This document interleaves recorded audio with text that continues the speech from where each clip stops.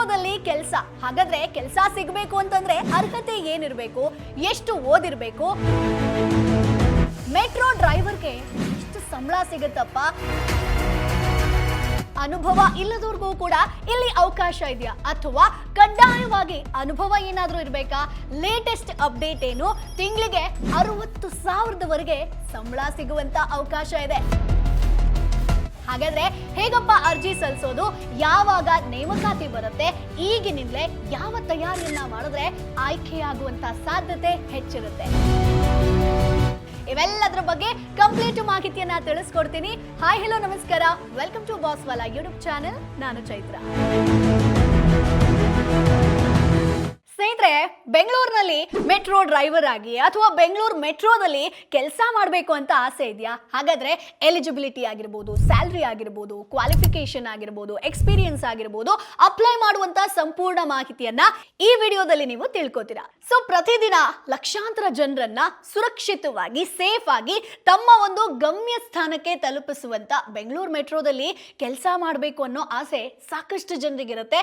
ಇದಕ್ಕೋಸ್ಕರ ಸಾಕಷ್ಟು ಜನ ಕಷ್ಟ ಪಡ್ತಾ ಇದ್ದಾರೆ. ಅದರಲ್ಲೂ ಕೂಡ ಮೆಟ್ರೋ ಡ್ರೈವರ್ ಆಗಬೇಕು ಅನ್ನೋ ಕನಸು ಸಾಕಷ್ಟು ಜನರಿಗಿದೆ. ಆದ್ರೆ ಮೆಟ್ರೋ ಡ್ರೈವರ್ ಆಗೋದು ಹೇಗಪ್ಪ? ಯಾವ ವಿದ್ಯಾರ್ಹತೆ ಬೇಕು? ಅನುಭವ ಬೇಕೇ ಬೇಕಾ? ನಮ್ಗೆ ಎಷ್ಟು ಸಂಬಳ ಸಿಗುತ್ತೆ? ಯಾವಾಗ ನೇಮಕಾತಿ ಬರುತ್ತೆ? ಇದಕ್ಕೆ ಹೇಗೆ ಅರ್ಜಿ ಸಲ್ಲಿಸೋದು? ಆನ್ಲೈನ್ ಅಲ್ಲಿ ಅರ್ಜಿ ಸಲ್ಲಿಸಬೇಕಾ, ಆಫ್ಲೈನ್ ಅಲ್ಲಿ ಅರ್ಜಿ ಸಲ್ಲಿಸಬೇಕಾ? ಹೀಗೆ ಸಾಕಷ್ಟು ಕನ್ಫ್ಯೂಷನ್ಗಳು ನಿಮಗಿದೆಯಲ್ವಾ? ಸೊ ಎಲ್ಲದಕ್ಕೂ ಕೂಡ ಈ ವಿಡಿಯೋದಲ್ಲಿ ನಿಮಗೆ ಉತ್ತರವನ್ನ ಕೊಡ್ತೀನಿ. ಹಾಗಾಗಿ ವಿಡಿಯೋವನ್ನ ಕೊನೆ ತನಕ ಮಿಸ್ ಮಾಡದೆ ನೋಡಿ, ಸ್ಕಿಪ್ ಮಾಡೋದಕ್ಕೆ ಹೋಗಬೇಡಿ.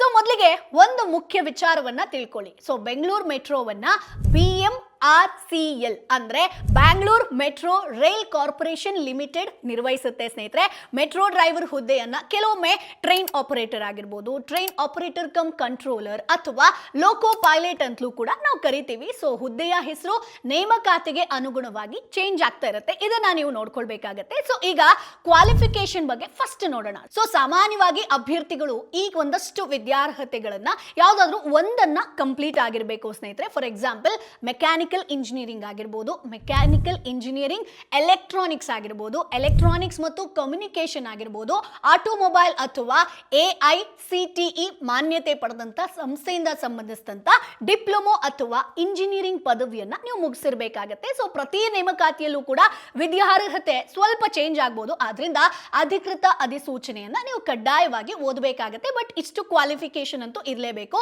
ಸೊ ಹಾಗಾದ್ರೆ ನಮ್ಮ ಒಂದು ಏಜ್ ಅಂತ ಬಂದಾಗ ವಯೋಮಿತಿ ಎಷ್ಟಿರಬೇಕು? ಸಾಮಾನ್ಯವಾಗಿ 18ರಿಂದ 35 ವರ್ಷದೊಳಗಿನ ಅಭ್ಯರ್ಥಿಗಳಿಗೆ ಇಲ್ಲಿ ಅವಕಾಶ ಇರುತ್ತೆ.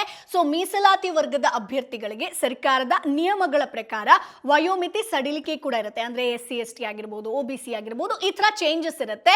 ಸೊ ಎಕ್ಸ್ಪೀರಿಯನ್ಸ್ ಬೇಕಾ ಮೇಡಮ್ ಅಂತ ನೀವು ಕೇಳಿದ್ರೆ ತುಂಬಾ ಜನ ಕೇಳುವಂತ ಪ್ರಶ್ನೆ.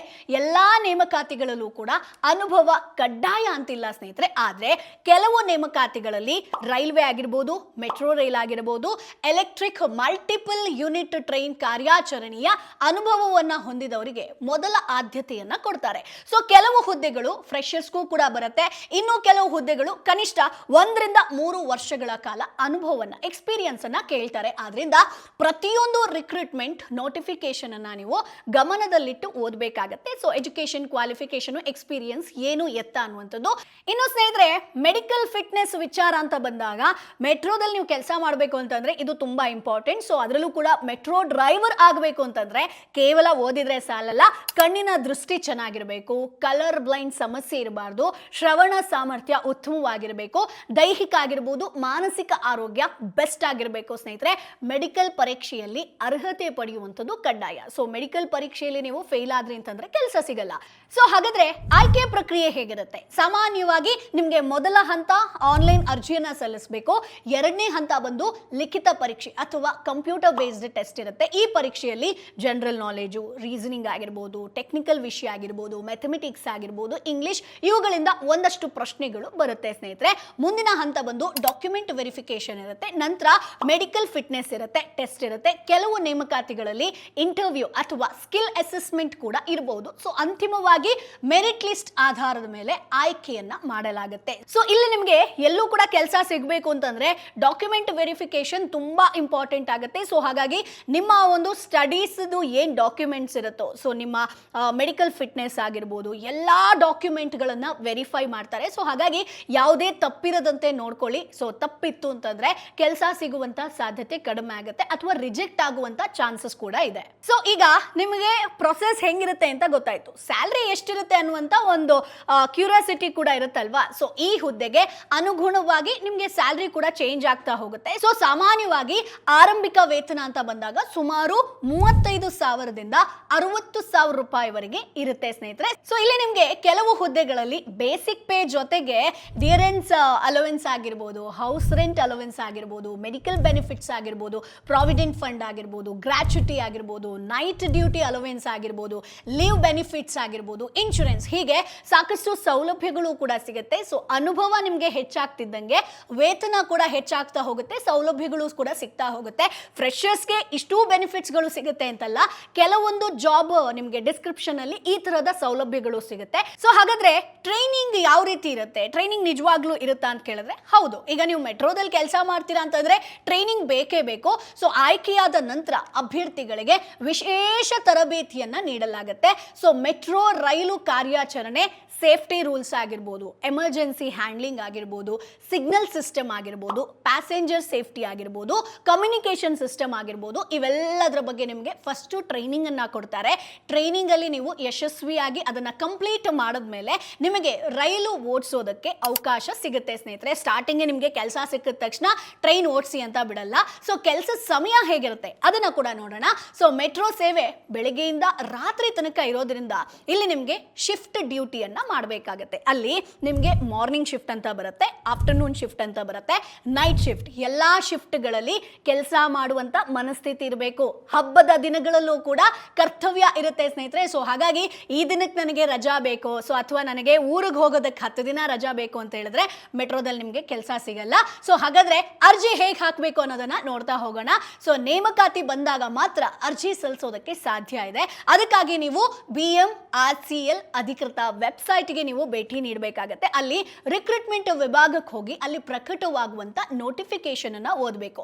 ಆನ್ಲೈನ್ ಅಪ್ಲಿಕೇಶನ್ ಫಾರ್ಮ್ ಅನ್ನ ಭರ್ತಿ ಮಾಡಿ ಅಗತ್ಯ ದಾಖಲೆಗಳನ್ನ ಅಪ್ಲೋಡ್ ಮಾಡಿ, ಅಪ್ಲಿಕೇಶನ್ ಫೀಸ್ ಇದ್ರೆ ಅದನ್ನ ಪಾವತಿಸಿ, ನಂತರ ಅಪ್ಲಿಕೇಶನ್ ಪ್ರಿಂಟ್ ಅನ್ನ ತೆಗೆದಿಟ್ಕೊಳ್ಬೇಕಾಗತ್ತೆ ಸ್ನೇಹಿತರೆ. ಸೊ ಈಗ ಜಸ್ಟ್ ನಾನೊಮ್ಮೆ ನೋಡ್ತೀನಿ. ಸೊ ಈಗ BMRCL ಅಲ್ಲಿ ನಿಮಗೆ ರೈಲ್ವೆ ರಿಕ್ರೂಟ್ಮೆಂಟ್ ಮೆಟ್ರೋದಲ್ಲಿ ಇದೆಯಾ ಅಂತ ಹೇಳ್ಕೊಂಡು, ಯಾಕಂತಂದ್ರೆ ನಿಮಗೆ ಇದು ಎವ್ರಿ ಟೈಮ್ ಬರ್ತಾನೆ ಇರುತ್ತೆ ಅಂತಲ್ಲ, ಅಥವಾ ಈ ತಿಂಗಳಲ್ಲಿ ಬರುತ್ತೆ ಆ ಥರ ಏನೂ ಇಲ್ಲ. ಸೊ ಯಾವಾಗ ರಿಕ್ರೂಟ್ಮೆಂಟ್ನ ಅವಶ್ಯಕತೆ ಇದೆಯೋ ಆವಾಗ ನೋಟಿಫಿಕೇಶನ್ ಅನ್ನ ಹೊರಡಿಸ್ತಾರೆ. ಸೊ ಹಾಗಾಗಿ ಎವ್ರಿ ಟೈಮ್ ಚೆಕ್ ಮಾಡ್ತಾ ಇರಿ. ಸೊ ಸದ್ಯಕ್ಕೆ ಈಗ BMRCಯಲ್ಲಿ ಯಾವುದೇ ರಿಕ್ರೂಟ್ಮೆಂಟ್ ಸದ್ಯಕ್ಕಿಲ್ಲ. ಸೊ ಬಟ್ ನಿಮಗೆ ನೋಟಿಫಿಕೇಶನ್ ಇಲ್ಲೇ ಬರುತ್ತೆ. ಬಟ್ ಇಲ್ಲಿ ನಿಮಗೆ ನೀವು ಅರ್ಜಿಯನ್ನು ಸಲ್ಲಿಸಬೇಕು ಅಂತಂದ್ರೆ ಒಂದಷ್ಟು ಡಾಕ್ಯುಮೆಂಟ್ಸ್ಗಳನ್ನು ರೆಡಿ ಇಟ್ಕೊಳ್ಬೇಕು. ಸೊ ಇಲ್ಲಿ ನಾನು ಆಗಲೇ ಹೇಳಿದೆ, ದಾಖಲೆಗಳನ್ನು ಪರಿಶೀಲನೆ ಮಾಡ್ತಾರೆ, ವೆರಿಫಿಕೇಶನ್ ಇರುತ್ತೆ ಅಂತ ಹೇಳ್ಕೊಂಡು.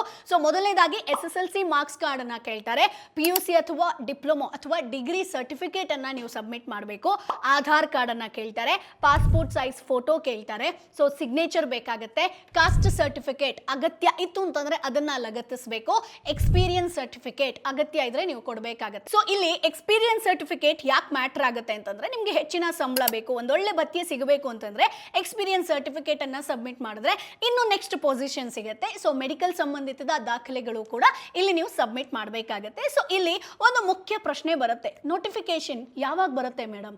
ಇದಕ್ಕಾಗಿ ನಿಗದಿತ ದಿನಾಂಕ ಇರೋದಿಲ್ಲ ಸ್ನೇಹಿತರೆ. BMRCL ಅಗತ್ಯಕ್ಕೆ ಅನುಗುಣವಾಗಿ ನೇಮಕಾತಿಯನ್ನ ಪ್ರಕಟ ಮಾಡುತ್ತೆ.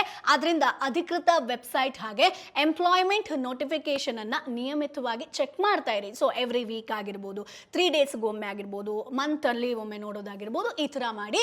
ಅಂಡ್ ಇನ್ನೊಂದು ಹೇಳಲೇಬೇಕು, BMRCL ಹೊಸ ಮೆಟ್ರೋ ಮಾರ್ಗಗಳನ್ನ ಸ್ಟಾರ್ಟ್ ಮಾಡಿದೆ. ಎಲ್ಲೋ ಆಗಿರ್ಬೋದು, ಬ್ಲೂ ಆಗಿರ್ಬೋದು, ಪಿಂಕ್ ಆಗಿರ್ಬೋದು, ಪರ್ಪಲ್ ಲೈನ್ ಆಗಿರ್ಬೋದು. ಸೊ ಹಾಗಾಗಿ ಮುಂದಿನ ದಿನಗಳಲ್ಲಿ ಟ್ರೈನ್ ಆಪರೇಟರ್ ಆಗಿರ್ಬೋದು, ಸ್ಟೇಷನ್ ಕಂಟ್ರೋಲರ್ ಆಗಿರ್ಬೋದು, ಮೇಂಟೈನರ್ ಆಗಿರ್ಬೋದು, ಹೀಗೆ ಸಾಕಷ್ಟು ಕಾರ್ಯಾಚರಣಾ ಸಿಬ್ಬಂದಿ ನೇಮಕಾತಿಗಳು ಬರುವಂತ ಸಾಧ್ಯತೆ ಇದೆ. ಆದ್ರೆ ಇದುವರೆಗೆ ಯಾವುದೇ ಅಧಿಕೃತ ಪ್ರಕಟಣೆ ಬಂದಿಲ್ಲ ಸ್ನೇಹಿತರೆ. ಸೊ ಅಧಿಕೃತ ನೇಮಕಾತಿ ಪ್ರಕಟಣೆಗಳನ್ನ ನೀವು ಎಲ್ಲಿ ನೋಡಬಹುದು ಅನ್ನೋದನ್ನ ಹೇಳ್ತೀನಿ. BMRCL ಕರಿಯರ್ಸ್ ಆಗಿರ್ಬೋದು, ರಿಕ್ರೂಟ್ಮೆಂಟ್ ಪೋರ್ಟಲ್ ಆಗಿರ್ಬೋದು, BMRCL ಪ್ರಾಜೆಕ್ಟ್ ಆಗಿರ್ಬೋದು, ರಿಕ್ರೂಟ್ಮೆಂಟ್ ಪೋರ್ಟಲ್, ಈ ತರ ನೀವು ಸರ್ಚ್ ಮಾಡಿ ನೀವು ಹುಡುಕ್ಬೋದು. ಸೊ ಮೆಟ್ರೋ ಡ್ರೈವರ್ ಆಗಬೇಕು ಅಂತಂದ್ರೆ ಈಗಿನಿಂದಲೇ ಒಂದಷ್ಟು ತಯಾರಿಯನ್ನ ನೀವು ಮಾಡ್ಕೊಳ್ಬೇಕು. ನಾನು ಆಗ್ಲೇ ಹೇಳಿದೆ ಟಿಪ್ಸ್ ಅನ್ನ ಕೊಡ್ತೀನಿ ಅಂತ. ಸೊ ಮೊದಲನೇದಾಗಿ ಟೆಕ್ನಿಕಲ್ ಸಬ್ಜೆಕ್ಟ್ ಅನ್ನ ಚೆನ್ನಾಗಿ ಓದಿ, ಜನರಲ್ ನಾಲೆಜ್ ಆದಷ್ಟು ಅಭ್ಯಾಸ ಮಾಡಿ, ರೀಸನಿಂಗ್ ಪ್ರಾಕ್ಟೀಸ್ ಮಾಡಿ, ಬೇಸಿಕ್ ಮ್ಯಾಥಮೆಟಿಕ್ಸ್ ನಿಮ್ಗೆ ಗೊತ್ತಿರಲೇಬೇಕು, ಅದನ್ನ ಪ್ರಾಕ್ಟೀಸ್ ಮಾಡ್ತಾ ಇರಿ. ಇಂಗ್ಲಿಷ್ ಕಮ್ಯುನಿಕೇಶನ್ ಅನ್ನ ಆದಷ್ಟು ಉತ್ತಮಗೊಳಿಸಿ, ದೈಹಿಕ ಆರೋಗ್ಯವನ್ನ ಕಾಪಾಡ್ಕೊಳ್ಳಿ, ಮೆಡಿಕಲ್ ಫಿಟ್ನೆಸ್ ಕಡೆ ಹೆಚ್ಚಿನ ಗಮನ ಕೊಡಿ ಸ್ನೇಹಿತರೆ. ಇದನ್ನ ನೀವು ಈಗಿನಿಂದಲೇ ಪ್ರಾಕ್ಟೀಸ್ ಮಾಡ್ತಾ ಬರಬೇಕು ಮೆಟ್ರೋದಲ್ಲಿ ಕೆಲಸ ಮಾಡಬೇಕು ಅಂತಂದ್ರೆ. ಸೊ ಮೆಟ್ರೋ ಡ್ರೈವರ್ ಆಗೋದು ಕೇವಲ ಒಂದು ಉದ್ಯೋಗ ಅಲ್ಲ, ಪ್ರತಿದಿನ ಸಾವಿರಾರು ಪ್ರಯಾಣಿಕರ ಸುರಕ್ಷತೆಯ ಜವಾಬ್ದಾರಿ ಹೊರುವಂತ ಒಂದು ಗೌರವದ ವೃತ್ತಿಯಾಗಿರುತ್ತೆ. ಸರಿಯಾದ ವಿದ್ಯಾರ್ಹತೆ, ಉತ್ತಮ ತಯಾರಿ ಆಗಿರ್ಬೋದು, ಸರಿಯಾದ ಸಮಯದಲ್ಲಿ ನೀವು ಅರ್ಜಿಯನ್ನ ಸಲ್ಲಿಸಿದ್ರೆ ಈ ಅವಕಾಶ ನಿಮ್ಮದಾಗಬಹುದು. ಸೊ ಮುಂದಿನ BMRCL ರಿಕ್ರೂಟ್ಮೆಂಟ್ ಬಂದಾಗ ತಪ್ಪದೆ ಅರ್ಜಿ ಹಾಕಿ. ಇನ್ ಕೇಸ್ ಬಂತು ಅಂತಂದ್ರೆ ನಾನೇ ಒಂದು ಸ್ಪೆಷಲ್ ಆಗಿ ವಿಡಿಯೋನ ಮಾಡ್ತೀನಿ. ಈ ಮಾಹಿತಿ ನಿಮಗೆ ಉಪಯುಕ್ತ ಅನ್ಸಿದ್ರೆ ವಿಡಿಯೋವನ್ನ ಶೇರ್ ಮಾಡಿ, ಲೈಕ್ ಮಾಡಿ, ಜೊತೆಗೆ ನಿಮ್ಮ ಫ್ರೆಂಡ್ಸು ಫ್ಯಾಮಿಲಿಗೆ ಈ ವಿಡಿಯೋನ ಶೇರ್ ಮಾಡೋದನ್ನ ಮರಿಬೇಡಿ. ಏನೇ ಡೌಟ್ ಇತ್ತು ಅಂತಂದ್ರೂ ಕೂಡ ಕಮೆಂಟ್ ಬಾಕ್ಸ್ ಅಲ್ಲಿ ನೇರವಾಗಿ ಕೇಳಬಹುದು. ಸೊ ಮುಂದಿನ ಎಪಿಸೋಡ್ ಅಲ್ಲಿ ಮತ್ತೆ ನಿಮ್ಮನ್ನ ಭೇಟಿ ಆಗ್ತೀನಿ. ಸೊ ನೀವು ಕೂಡ ಮೆಟ್ರೋದಲ್ಲಿ ಕೆಲಸ ಮಾಡಬೇಕಾ? ಕಮೆಂಟ್ ಬಾಕ್ಸ್ ಅಲ್ಲಿ ನನಗೆ ಮೆಟ್ರೋದಲ್ಲಿ ಕೆಲಸ ಮಾಡಬೇಕು ಅಂತ ಕಮೆಂಟ್ ಮಾಡಿ. ಸೊ ಮುಂದಿನ ವಿಡಿಯೋದಲ್ಲಿ ಮತ್ತಷ್ಟು ಮಾಹಿತಿ ಜೊತೆ ನಾನು ಮುಂದೆ ಹಾಜರಿರ್ತೀನಿ. ಅಲ್ಲಿಯವರೆಗೂ ಬೈ ಬಾಯ್. ಬ್ರ್ಯಾಂಡ್ ಪಾರ್ಟ್ನರ್ಶಿಪ್ ಮತ್ತು ಜಾಹೀರಾತಿಗಾಗಿ ಸಂಪರ್ಕಿಸಿ brand@bosswala.com. WhatsApp number 9108014192. Bosswala. Be the boss.